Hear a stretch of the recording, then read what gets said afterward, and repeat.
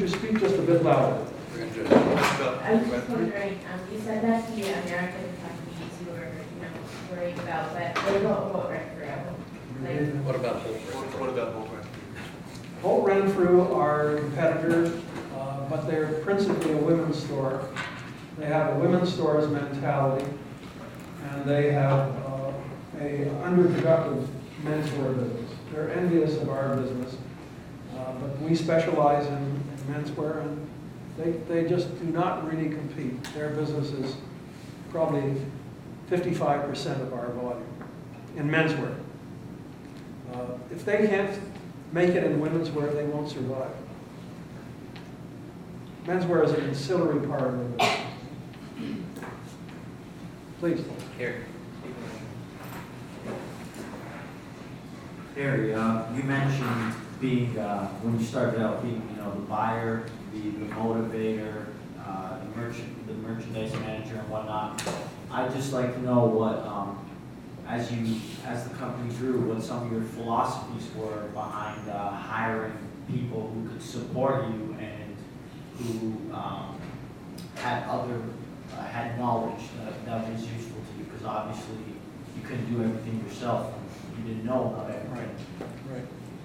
Well, firstly, I believe that anybody working in management had to be someone that was experienced on our selling floor. In other words, they had interacted with customers and they understood firsthand the kind of culture that we had and how to deal with customers. And our buyers have all come through the stores, and so have all of our senior management, etc. The second part of it, of course, is I love doing those things that I eventually get delegated to people, and I had to step back, and I had to agree to a set of principles that they would abide by, and then step back and let them do it. And I found there were people that wanted to share in the kind of excitement there is in our business and our growth and in our culture, and do it our way. And that's why we have so much of a prolonged life with so many of our employees. We have people in our business that have been with us over 40 years, some over 50 years, and a good many over 25 years. I'd like to think that we're a good place to build a career with. And I also want to ask, was there ever a point where you felt that you had gone to a point where you had grown and it was good enough for you, and perhaps you didn't want to expand the company any further, you didn't want to spread yourself too thin, so to speak? No, I've never reached that stage. In fact, if you go up to Bloor Street and see the store, it's 5 levels, 50,000 feet. That's the biggest store we've ever built. In Calgary, we're going to 30,000 feet from 18,000 feet. In Vancouver, we've got a wonderful position at 25,000 feet. We're opening a second store in Calgary. I think that in the next, because the business does well over $200 million in the next few years, I think it'll do $300 million. And if we ever reach a point of saturation where there isn't any growth in Canada through enlarging our major properties, and we're very well positioned in this country. Our position in Vancouver and Ottawa, the only city I think that we're not 100% positioned well in is Montreal. We have a terrific real estate position, and so our stores have continued to grow in those markets and in the right locations. The only new store we're having is the one in Calgary. It's the first one we've opened in 12 years. But beyond that, growth will be, in my view, in the United States and in women's wear. Would you move back? Would you move back into the United States? I mean, you certainly have a reputation in certain parts of the United States already. I still think that the opportunities are there. There are good retailers in the United States, but I think we bring a different proposition. The nearest thing in the United States that we have to our business are our friends in Connecticut, the Mitchells. The Mitchells have 3 stores, 2 in Connecticut, 1 in Long Island, and have just taken over a bankrupt business in San Francisco called Wilkes Bashford. They took over Wilkes Bashford. Yeah. It's based on the I national. wondered who took over. Yeah, now they're That's a family business with 7 sons. 7 sons, they're all in the business. So I think they've got a lot of reserve energy, you know, in their sons. They all have to prove themselves before they're accepted in the business as well. But there's all kinds of space in the United States to operate a Harry Rosen store. And I can just taste it when I'm in these shopping centers or these major metropolitan areas that our stores can do well. And we'll just have to prove it. So we did operate in Buffalo, New York for 10 years. In San Francisco, the only competition you would be the Macy's men's store on the, Well, and that's not even really competition. Neiman's have a very good position in Union Square as well. Harry, if I was your grandson, that would be nice, but if I was your grandson and I wanted to get involved with the business, what questions would you ask? Well, that would be one of my son who's running the business, sons, and he has 3 of them. And they're all being educated. One is in London School of Music. I don't know, he doesn't seem to be interested in the business. The other 2 are at Western doing an MBA and a law degree as well, like their father. Whether they'll come into the business or not, I don't know. I rather have a hunch that they will. And I think that they'll have the qualifications financially and understand the humanistic side of the business. Will they be merchants? That'll have to be proven, and that'll be a judgment only my son can make. At this point, it's too early to say. It's interesting, the reason I kind of want to make me pursue that is that I think about the Nordstroms in the United San Francisco-based family, 4th generation. Family is actively involved in the sense that they all are assigned one of the Nordstrom stores to go visit periodically, so that there's a presence much like you walking out and going to a Harry Rosen store. Right. I think that's a part of the critical thing of how do you keep in touch with your cousin. That is the case. It's management by walking around. However, they're up in Seattle, not up in San Francisco. Well, I mean, they're in San Francisco, Oh, yes, they're in they are. LA, they're in Miami, Yeah. they're everywhere. Yeah, they are. They've done a magnificent job for people that started the machine business in Seattle. Wonderful. Now, Please. Executives are very important to the growth and direction of the company, and things don't always go all rainbows and butterflies all the time. How do you maintain that relationship with your core executives? Will you repeat that question? How do you or how do your son maintain their close relationship with their executives, the other executives in the firm? Well, they're part of a management group that meets every week and has retreats and so on. And they do their planning together. You have to find a group of people that mesh together, and that's been the case now for some time. We've maintained the people that we have, and they work very well together. I think there's only one answer to that, and that is leadership. When you have leadership at the top, that creates a culture where people feel like they're participating in the business. Then they are career-minded, and they feel that they're being fairly treated. When you have people that feel like they're in a family business, often that means dead end. Okay? In other words, a family member is going to come along and be deserving where they've proven themselves. That's the upside, of course, is there's good things to be said for family businesses. I'm not opposed to it. But in our business, the feeling is, and Peter Stansfield is the president, that they can make a career out of being in the company, and they do well enough financially and are fulfilled and are constantly learning. We have an environment of learning.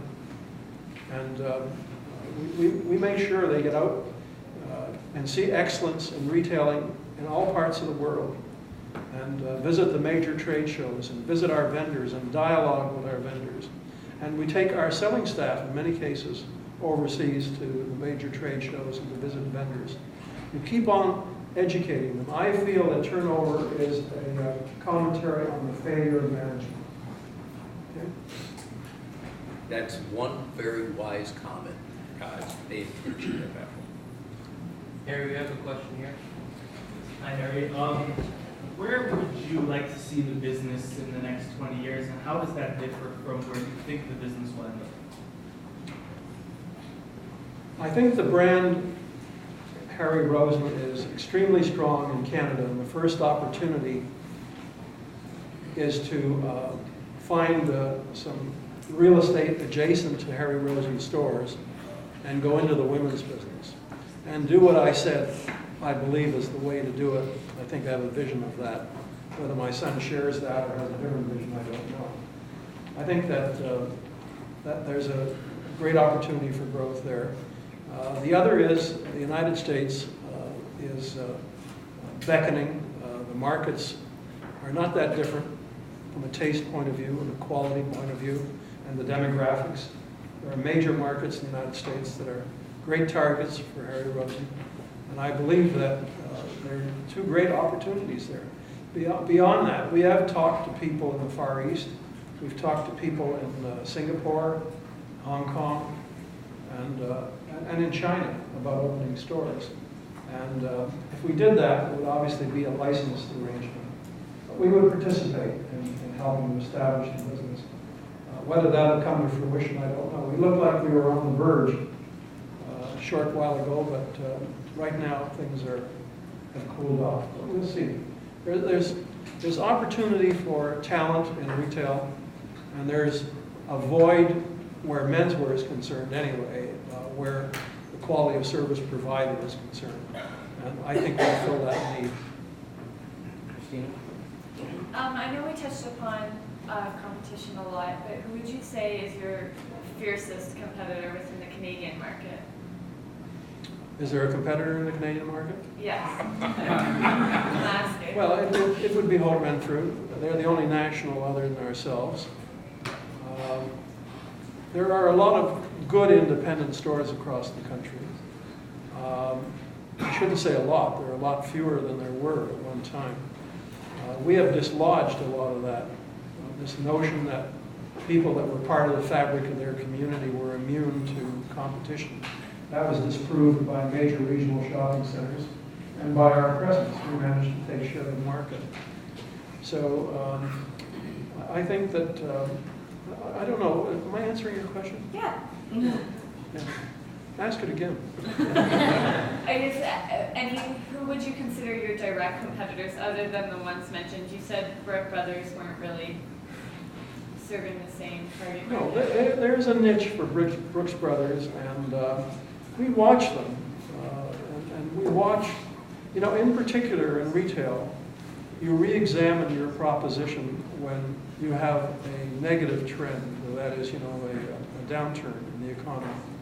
And you examine your price points, and you examine your vendors, and you examine all kinds of things, and you look at where you are.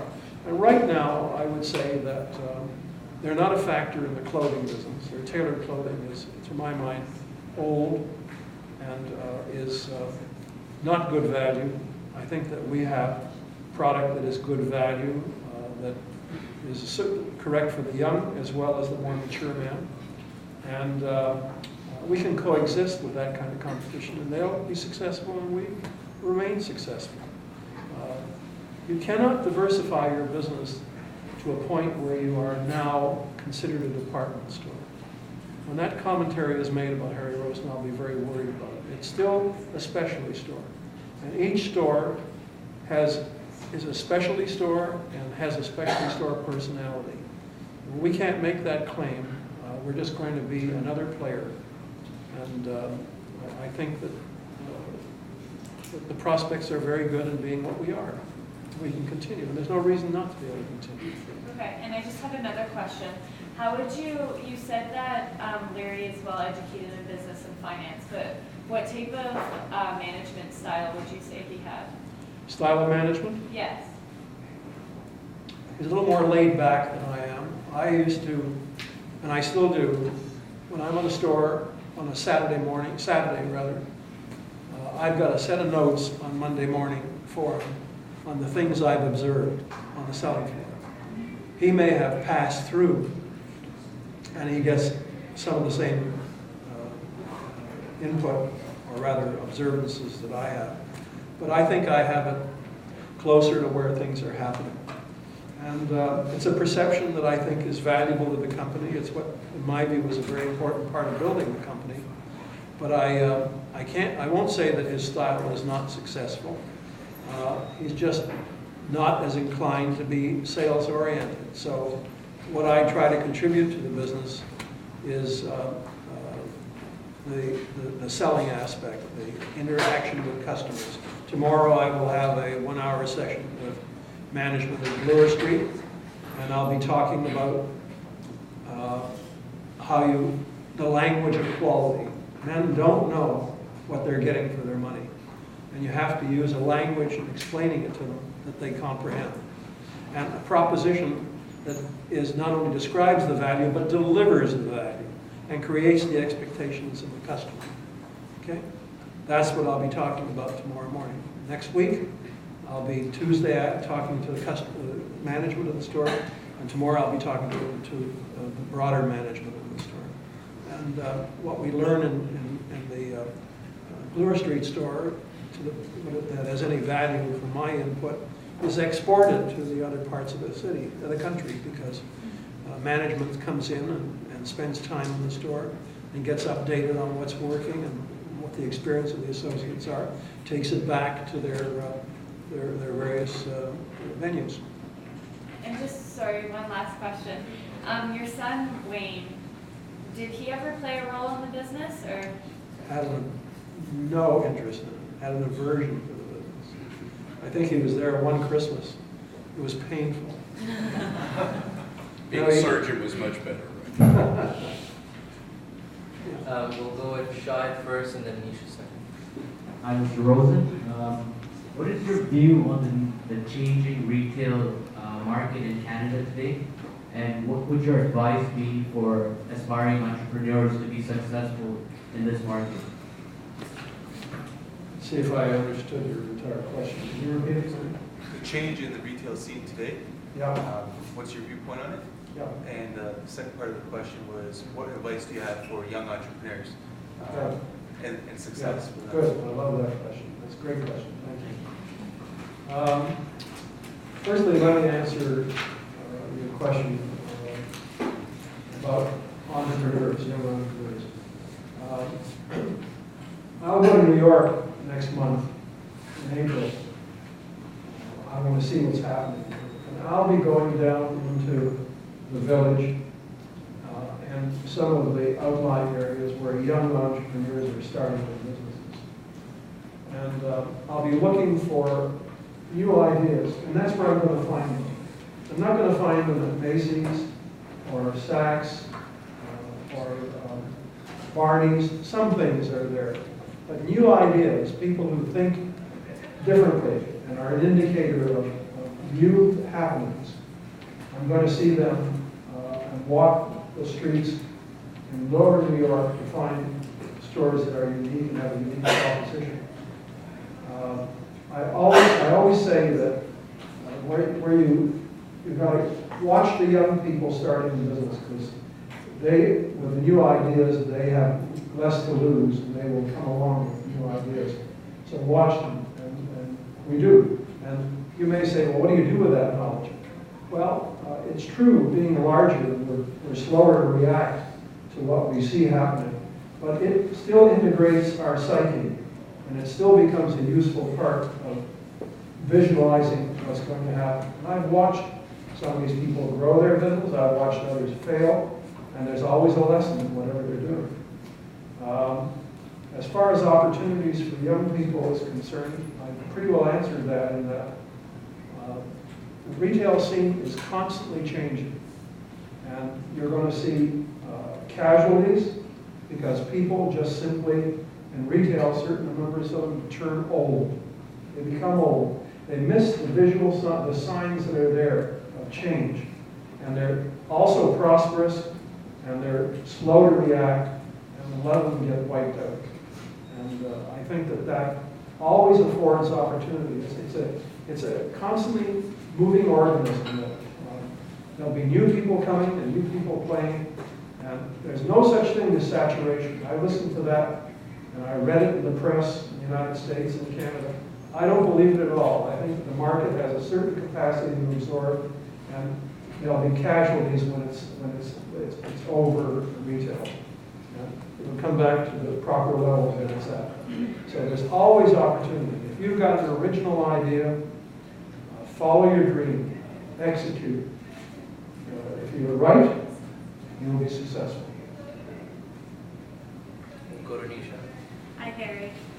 My question was, when I was doing my external research on your company, a lot of the research stated that you had founded Harry Rosen with your brother Lou in Cabbage Town, but I didn't hear you mention him.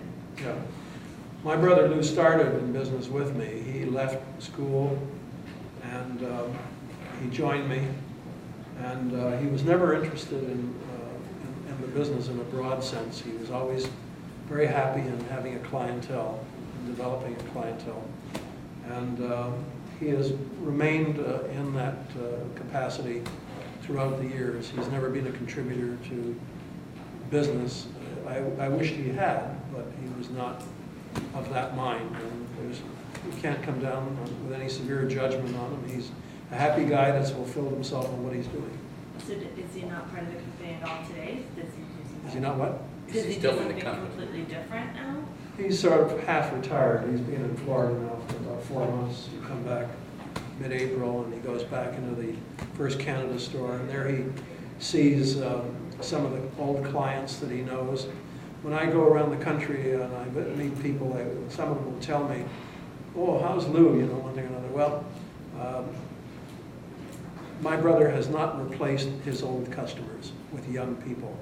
While one of the people at our store there, like Steve Pollock, he's been with us over 50 years. He still relates to young people. He still understands young men's clothing. He's servicing a 4th generation of some families because he's remained young in his mind. He relates to the next generation, and not without alienating the present clientele, the various plateaus. So that is some insight into my brother relationship. Yes, please. Hi. Just a question about how you dealt with behavior between family members and non-family members. Did you have some sort of code of conduct for the family to follow or anything like that? No. I really, I don't think that I talk retail at the family dinner table. I was never coercive about our children or family getting involved in this business. I wanted them to get an education and be free to make their own choices. Okay? That was my view. And if none of them were interested, that didn't bother me. I didn't feel I was building a business where the umbilical was such that it could never be severed. It was an entity that I liked what was built, and I think it could endure under proper management. And I believe that we had the ability to develop proper management. And my son doesn't have succession out of his own family or any of our other children. I won't be disappointed one bit. I've never had that sense of possession. I was building something that's out there, and I wanted it to be successful and endure, and I wanted to hear a pristine reputation for it. And I'd like to think that that's the position we're in. Harry, you said something a minute ago that I want to pick up on. You talked about the difficulty in teaching men what quality is, or can you kind of expand on that? Because I think, I remember spending time with the Nordstroms who used to argue quality is giving customers that which they would want if they knew they could get it, which was a great notion of always trying to exceed expectations. But how do you look at, it is difficult, I think, selling clothes to men and talking about quality. And certainly H&M is a great sales operation, but one would argue it's not very high quality goods. Mm-hmm. How do you go about doing that with men in this process? You have to understand your customer, and you have to understand your lifestyle, and probably to some extent the parameters that you need to work within, given the various types of activities that people are involved in. Like, your lawyers are probably going to be wearing suits more so than sport coats and so on. But I always had a philosophy of being able to read each customer for their particular attributes. And that is what made them feel good, made them feel confident, made them look good. And, you know, men really don't spend a lot of money in clothing. Women outspend men 4 to 1. You know? So that why a lot of men consume cheap products is they've never had anybody really make them feel good about the purchase. And making them feel good about the purchase is not only knowing that the intrinsic quality is there, but feeling it and seeing it in the mirror, and seeing it in the right light. It's show business, you know, retail is show business. And you've got to make a man feel good. You've got to fit his mind as much as you do his clothing. I can go through a bunch of swatches when a customer comes in at one of the trunk shows I used to do, and in 5 minutes I've got 2 or 3 fabrics for him to make a choice of. And some of the sales staff would have a bunch of swatches in front of them, and the customer would be nothing but confused. You know, how do I know to zero in on just where he's got what he needs? Well, I quickly find out what's in his wardrobe, what are his favorites, what might be beyond, you know, what is being replaced. What is his potential to expand on his wardrobe? Or does he want to stay where he is? You know, which is fine too. You know, I can go on doing that. There are a whole host of things that are reading people and their personality and their attitudes that are in the selection. I'll give you an example. There was a gentleman who was referred to me by one of these consultants, fashion consultants, and he was a general practitioner in medicine, and he wanted the family chair in medicine at this hospital. So what he did in preparation for a board interview was he joined the health club, lost weight, bulked up a little bit, went and had his hair groomed according to this fashion consultant. And then I was brought in the picture. Now, I listened to what he was about and what he was trying to do, and I envisaged the people he would be in front of. And I finally came down with 1 or 2 choices in fabric that he should have. And I know he was agreeable, he felt right. I'd taken him through the right steps, and he went ahead of it. Now, he came and picked up the garment, and at that time I had to pick out a tie for him. And that, with all the selection of neckwear I knew, I'm looking for a particular tie that really creams it off, you know, makes it great. And 1 or 2 of our people are coming by and looking at what's happening and saying, this one. I said, go away, go away. Another one comes over and says, well, this one here, go away. And I pick a tie for him that I know is just right. I put it down. I know the look in his eye. I had to own up. And he goes off. I don't know whether he got the chair or not. But the point is that his confidence couldn't be greater in terms of his appearance. And his appearance precedes him into the room, you know. So did I help him to get a position to elevate himself? Likely I did. I'm a man with a mission. He's a man with a mission too. And gentlemen, you better all go to Harry Rosen. We'll take a couple more questions and we'll let Harry rest.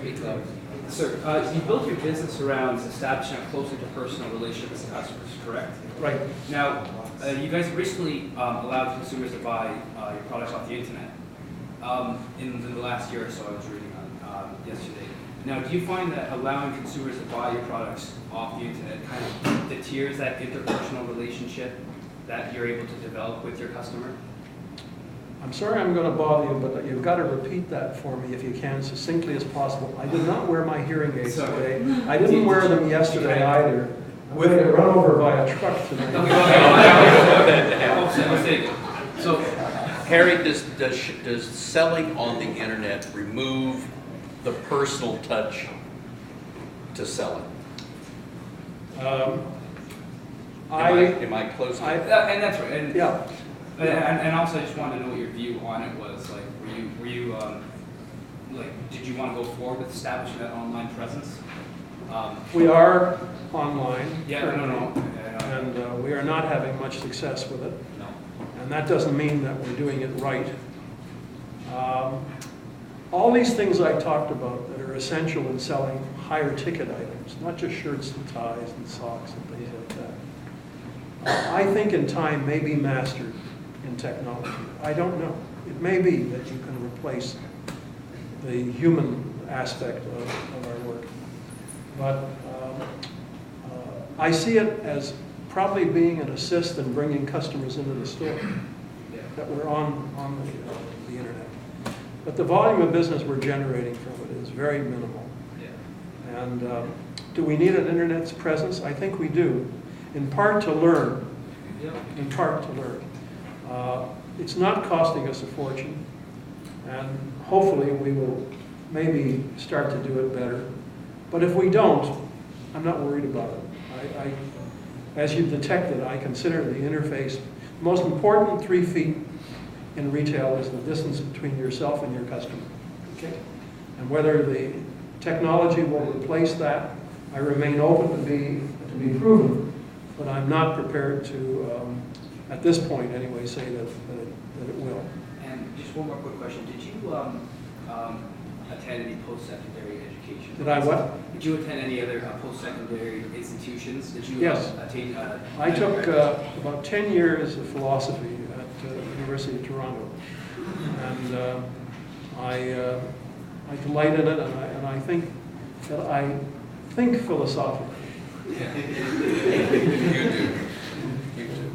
Harry, this being a family business course, and there's quite a few students over here in family businesses, what advice would you have for these young students who may take over their family business one day? Or marry into it.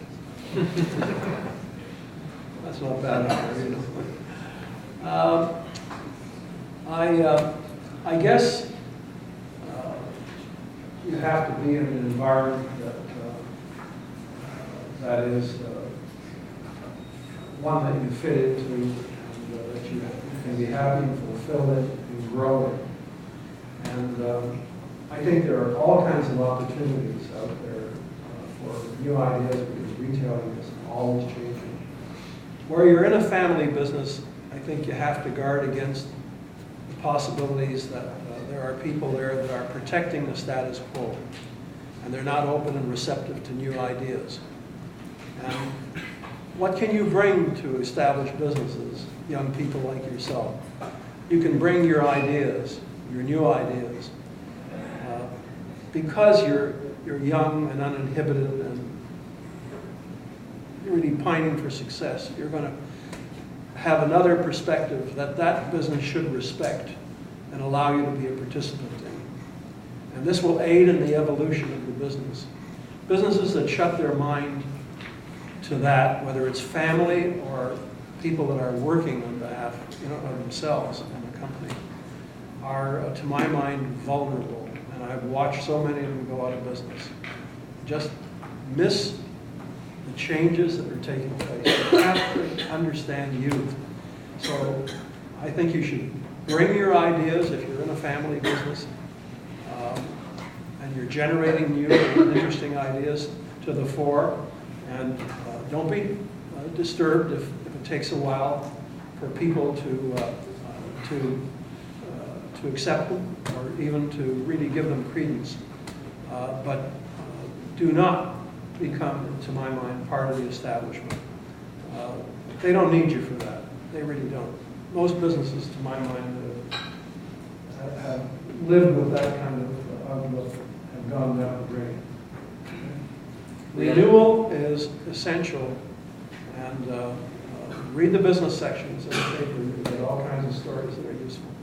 With that, what do we, I'll let you have, we'll ask questions. Hi, Mr. Rosen. So as an aspiring entrepreneur looking to get his first location for a startup, would you recommend going after a location with a more attractive, I guess, place in the city, or would you go after something with a lower cost so you can? If your strengths are your business proposition, your personality, either of those, and you think that you can bring people, you can be a destination store, you will make it in a low-cost, out-of-the-way area.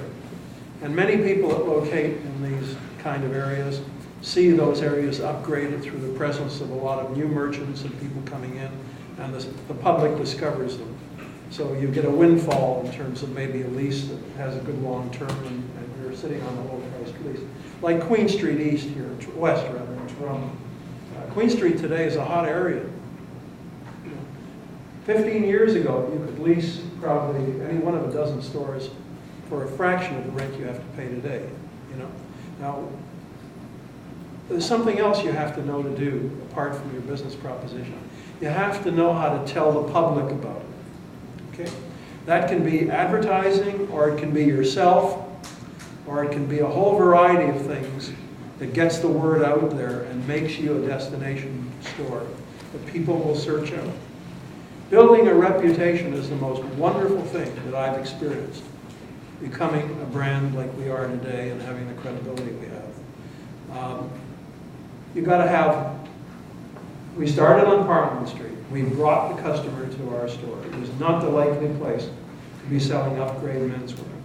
But we brought the public to our store. And gradually, we became a destination for a whole host of people. I networked my way through the publishing business, through the advertising business, and wound up meaningful. And many of the customers told me they haven't been on Parliament Street for years. So that's one. The other, of course, is if you've got the money to lay out the rent required in a high-priced location, and you can build a physical plant that you can afford, it always makes life a lot easier. You've got to be a lot better to be off-center and to get it across and be successful. You've got to be a lot better. Okay?